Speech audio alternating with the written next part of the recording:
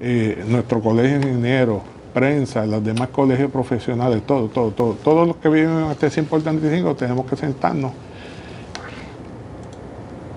y reconocer que posiblemente el modo de vida que llevábamos, vamos a tener que enmendar, hacer serias enmiendas a ese modo de vida para ajustarnos a los tiempos de cambio que se avecinan y garantizar la subsistencia.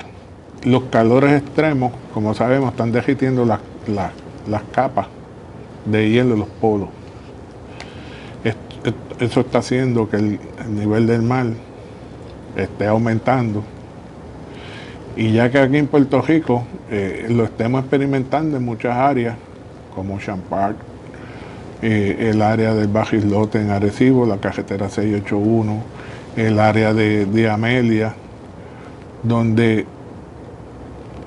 y es bien evidente en el área de Ocean Park, donde el mar ya prácticamente se ha comido la playa y está afectando las residencias que están establecidas en el área. Pero ese no es el problema, ese es un problema, pero el problema se va a agravar cuando, y ese es el pronóstico de los expertos, específicamente nosotros estamos mucho en contacto con los miembros del Comité Asesor de Cambio Climático, que sometieron un informe preliminar la semana pasada. Y en ese, como parte de esos trabajos, se espera, y esto está sujeto a confirmar, un aumento a nivel del mar de 1 pie para el 2050 y de 3 pies para el 2100, el año 2100. ¿Qué significa eso? Que por sobre ese pie y esos 3 pies, en una época de huracanes, vamos a tener una marejada ciclónica que puede fluctuar entre 8, 9, 10 pies, dependiendo cómo sea el temporal. Todo lo que sea obra, trabajo en exteriores, es posible que haya que hacerlo de noche, como mucho, para minimizar, mitigar un poco el calor excesivo del día. Y eso es algo que se está haciendo en algunos países ya, porque el efecto del calor es muy grande. Los horarios de los estudiantes de las escuelas, lo vimos con la situación de hace unas semanas atrás, la cuestión de los aires de las escuelas, que la iniciativa puede ser buena, pero no es una iniciativa a corto plazo. Cuando hablaron de 30.000 abanicos, estamos hablando a lo mejor de la mitad en aires acondicionados, una tercera parte en aires acondicionados. Todo eso conlleva, y sobre todo los aires, le crea un estrés al sistema eléctrico del área en particular. O sea que no es meramente cambiar de unidad de aire, es velar porque lo que se haga sea conforme a los códigos existentes de cara a los posibles códigos a 4 o 5 años, donde esperemos que no sea el caso. Pero todo tiene que indicar que va a haber que moverse, en muchas instancias va a haber que mudarse tierra adentro. Recordando que vivimos en un país, una isla, con 3 y pico de millones de habitantes, que a lo mejor tenemos que empezar a construir verticalmente para poder acomodarnos. Porque ese desparramamiento urbano que existe ahora mismo, pues se hace difícil se va a hacer difícil de sostener cuando usted esté perdiendo área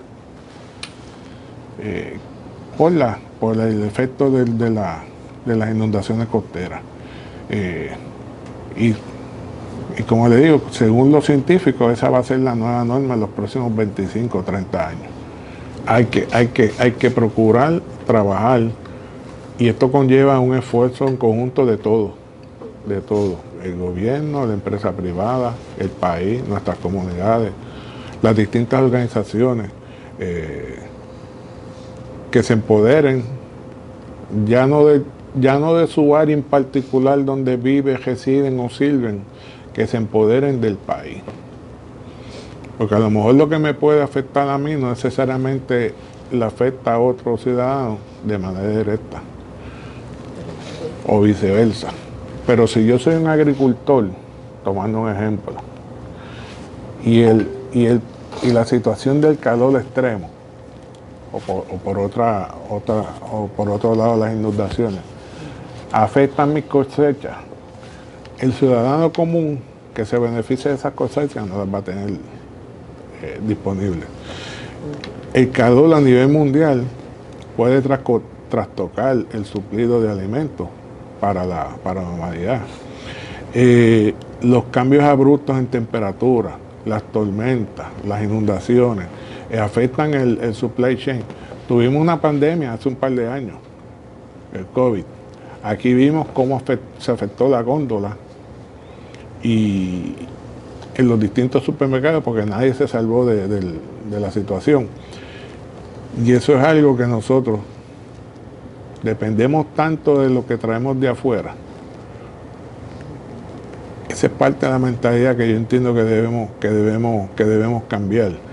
Y que eso de cara a un futuro, si no cambiamos, no es prometedor. Podemos hablar de todos los cambios en estructura, nuevos códigos, pero si no garantizamos la comida y el agua, no hay forma ni manera. El challenge, el reto sería que todos nos uniéramos a una sola voz para llevar un solo mensaje. Porque cambio climático, calor, inundaciones, es lo mismo en cualquier sitio. Pero las teorías, las ideas de cómo hacer las cosas, pues es lo que a veces nos divide.